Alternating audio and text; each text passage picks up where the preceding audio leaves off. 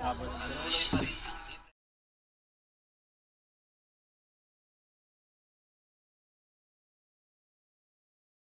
Welcome back po mga kaspero sa ating panibang episode. Samahan niyo naman kami sa aming dayo ngayon. At kasama ko pa rin sila Joy Adventure, Native Channel, Slender Spiro Bugoy, at aming sweeper na si Maki TV. At si Papa Tonyo ay hindi sumama dahil nagpahinga muna siya. At ito na po ang day 2 ng aming pagdayo mga kaspero, kung saan nakapamana kami sa isang bahura mga kaspero na napakaraming baitfish at nakapana tayo ng mga tangigi.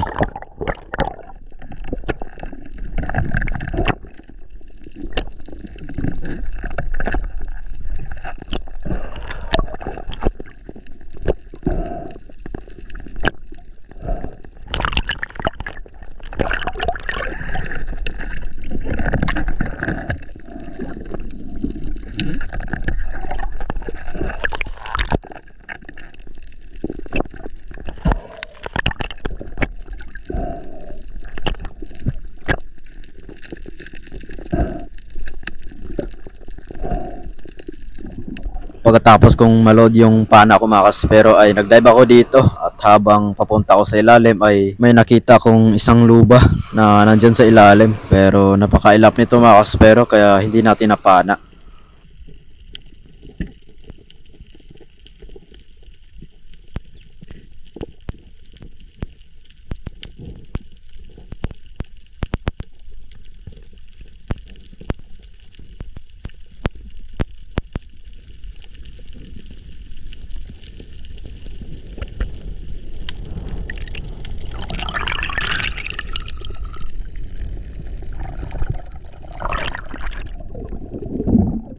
Panibang pagsisid mga kaspero, at dito lang tayo sa mababaw dahil nga madalang doon sa parting malalim gawa ng wala masyadong agos at wala din yung mga baitfish doon, kaya dito lang tayo. At dito mga kaspero may hinahanda ko dito na dalawang ilak na malalaki. Inantay ko na bumalik yung dalawa mga kaspero na baka sakali na mapana natin.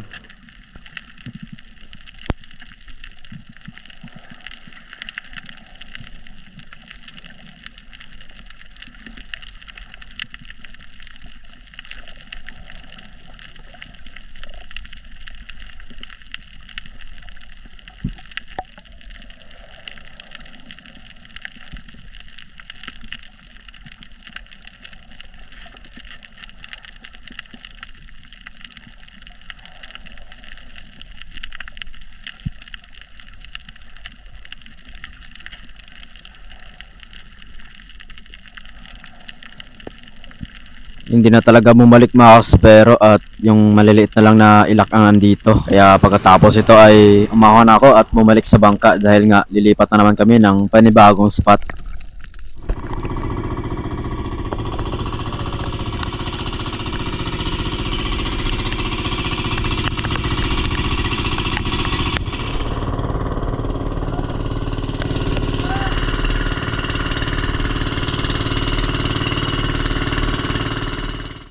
Pagkatapos ng mahigit kalating oras na biyahe mga kaspero papunta dito sa spot ay ito, nakarating na tayo. At pag dive ko dito mga kaspero ay napakalinaw ng visibility ng tubig dito.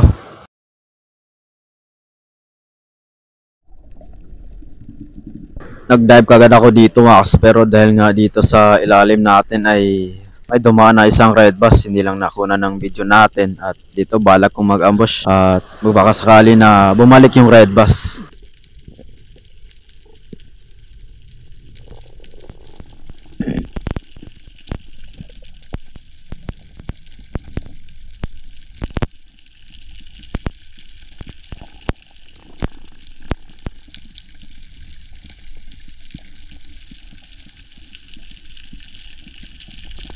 Dalawang GT yung napakita sa atin mga kaspero, or Giant Toblerone, pero pass muna tayo dyan dahil yung red bass ang target natin, pero hindi na talaga bumalik mga kaspero kaya umahon na lang ako.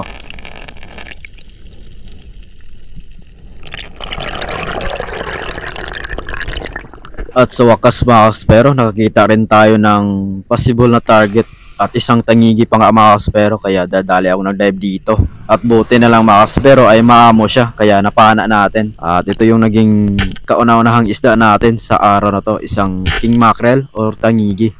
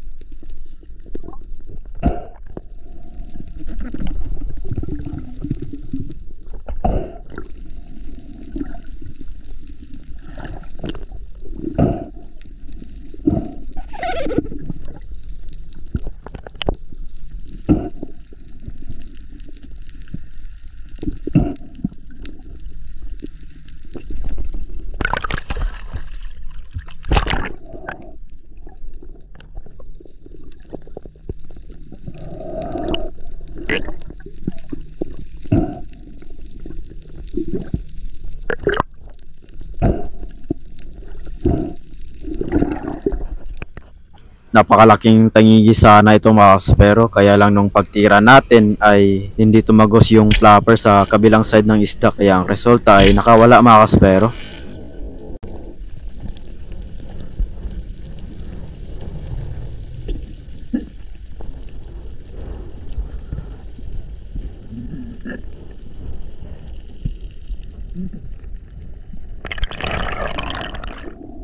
At ito nang sinabi ko kanina mga kaspero na napakadaming baitfish dito sa spot, at kapag mayroon ng ganitong karaming mga baitfish mga kaspero ay matik yung mga tangigi at mga pelagic. At hindi nga nagtagal mga kaspero, may isang tangigi at nasa mababaw lang, kaya ito napanak agad natin.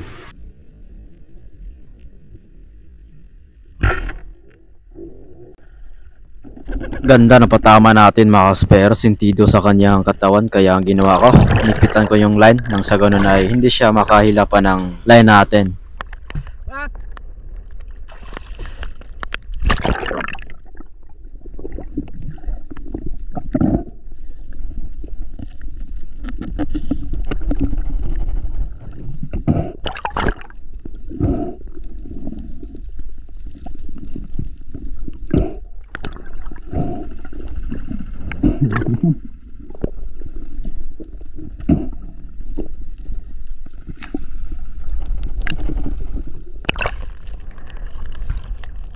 At secure na ang ating pangalawang huli at pangalawang king max sa araw to mga kaspero. At kung hindi po mapansin mga kaspero ay nandyan pa rin yung mga bait fish.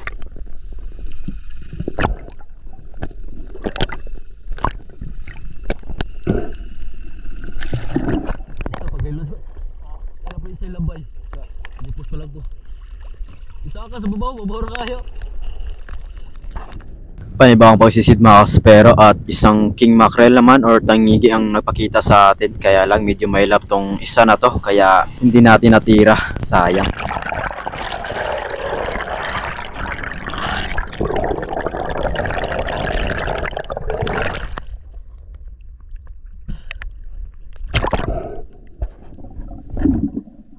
Pagkatapos kong makapagpahinga ng maayos mga kaspero ay nagdive naman ako dito, na baka sakali na makita ulit natin yung tangigi kanina.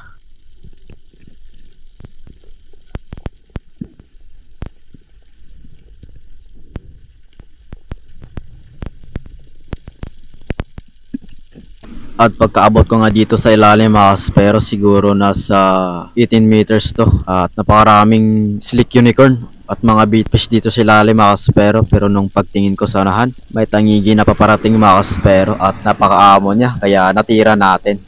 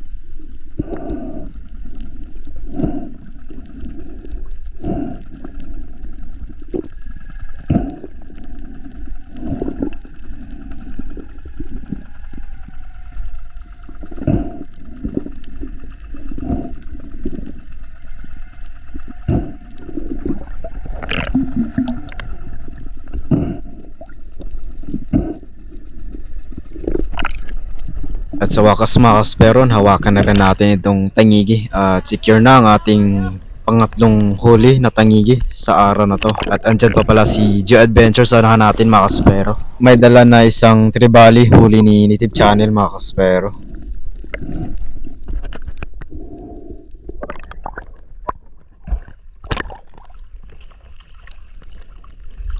Sabat eh.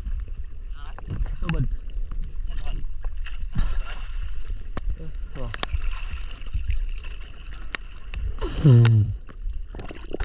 Pagkatapos kong mahatid yung isda sa bangka mga kaspero ay bumalik ako dito sa spot kung saan tayo madalas nakapana ng tangigi at napakarami pa rin ng mga beatfish dito mga kaspero. Pero napagod na tayo at nagutom na rin tayo mga kaspero, kaya ang ginawa ko, i-unload ko yung spear gun ko at bumalik na ako sa bangka.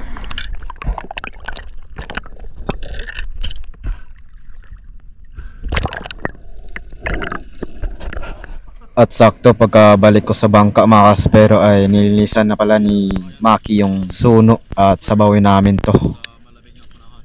Higop abaw. Right. Saan sila no? Sila Joy, Native, Bugoy. Marami kasing baitfish dito sa spot. Kita nyo man kanina. Yan o. Daming kawan.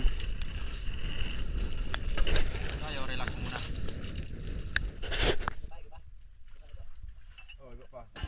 Kita saan na? Ito pa. Hindi mo na plato, mangkok ka na. Yan po. Ito yung lam. Ito nga nata guys. Ay guys, mga guys. Nanit. Buka na nanit. Alright. Alright. Wala na, matay na mga bakterya.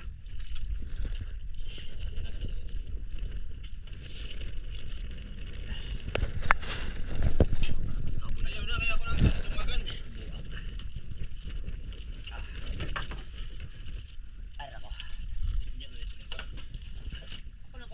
Ay, isa tayo sa una, pwede pa na.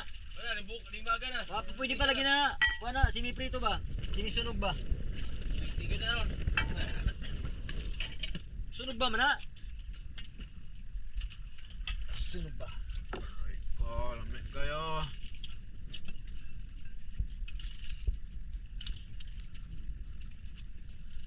Pakubli lang kami. Ano lang mo? Ganahan mo. Ano mo dito? Okay, tabi. Santuari, magpunuli, bawal punduhan. Okay, santuari. Rap. May santuari na. Ayan mga kaspero, dito na kami sa aming sa spot at sila Bugoy, Native, Joy at nagkainaw na. Ayan si Bugoy, nakahuli ng tigmak. Dalaw daw magkasama to. Ayan. Ito huli ko. Saka nakahuli na pala si unang huli ni Bugoy na kuyanon. Yan, tigmak. Tigmak agad daw. Tigmak! Alright! Alright, so tayo na mag-dive. Pati natin itong tilong sanan. Masabit tayo sa akin. Pagkatapos namin kumain mga kaspero ay lumipat kami ng panibagong spot at sila Geo Adventure, Native Channel at Silent Spiro Bugoy ay nauna na mag-dive at nakahuli pa ng tribali at king Maxi Bugoy, kaya dadali akong nag-dive na baka sakali na makahuli rin tayo ng tangigi.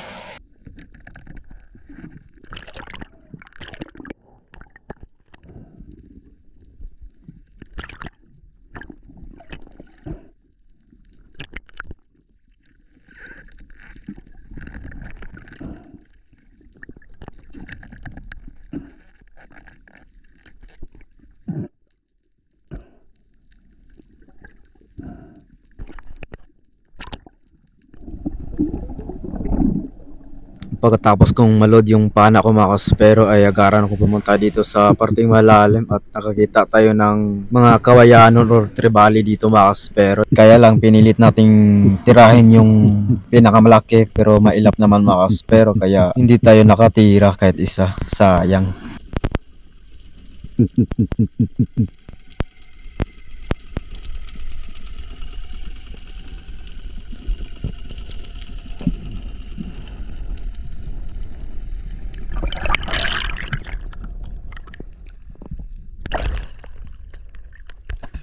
At dito mga kaspero may dumaan na isang kawayanon at lumiko pa talaga pumunta sa likod ko, kaya pinilit ko na lang tinira kahit naka 369 na posisyon na tayo at tinamaan naman mga kaspero at hindi ito pa yung patama natin, kaya ito yung naging unang huli natin dito sa spot na to. Marami sanang mga tangigi dito sa spot mga kaspero, kaya lang hindi tayo nakakita at sila Bugoy, Native Channel at Joe Adventure lang ang nakahuli.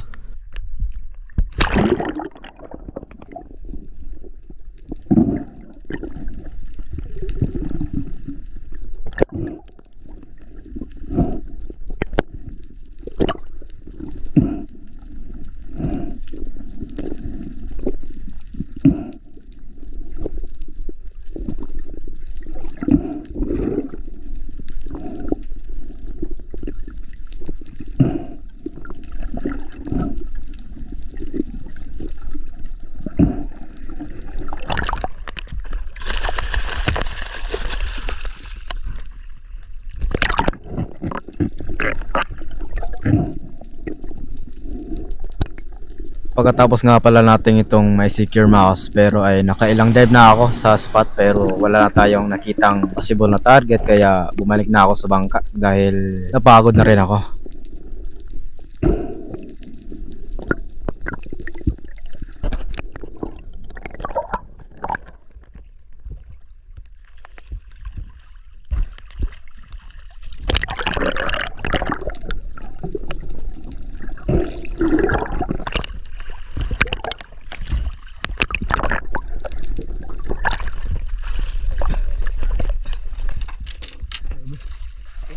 Gawin ano rin, nagko kayo.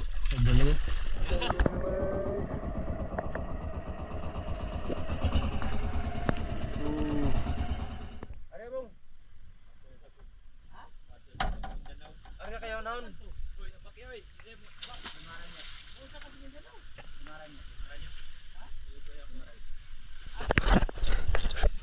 Ay katong tulingan lang ito, sira ba sikol? Ha? Sikol ang tulingan. Bansikol. Dawa na. Ato ka dito sa ako.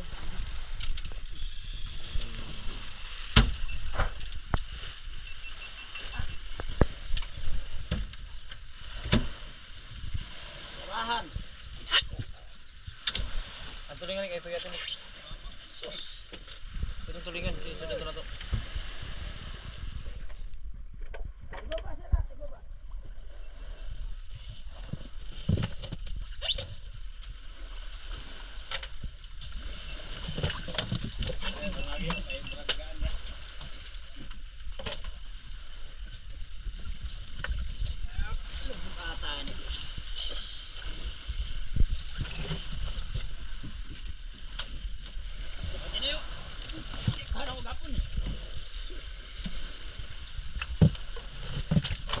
Oh, udah pau. No.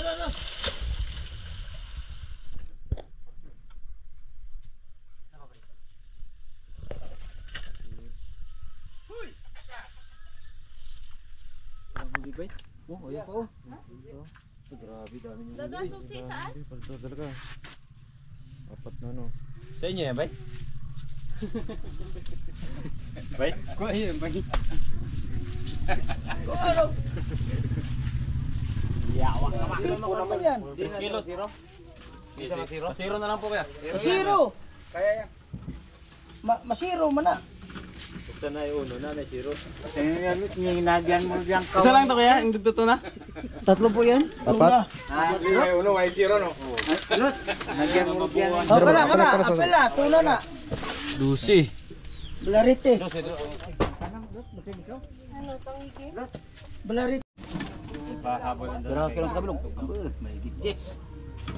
Ay, naki.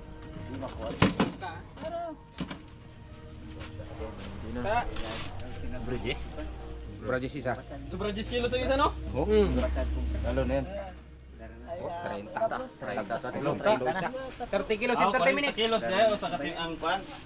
First batch. Akong Ang second batch. Ang second batch. Ta. Oh, Sobrang git. 4-1. 40 kilos in 4-1 and a half. 30 minutes. 4-1 and a half eh. Mahal to mahal. 41 and a half. Palaw ka ko guys. hapon ako lolo.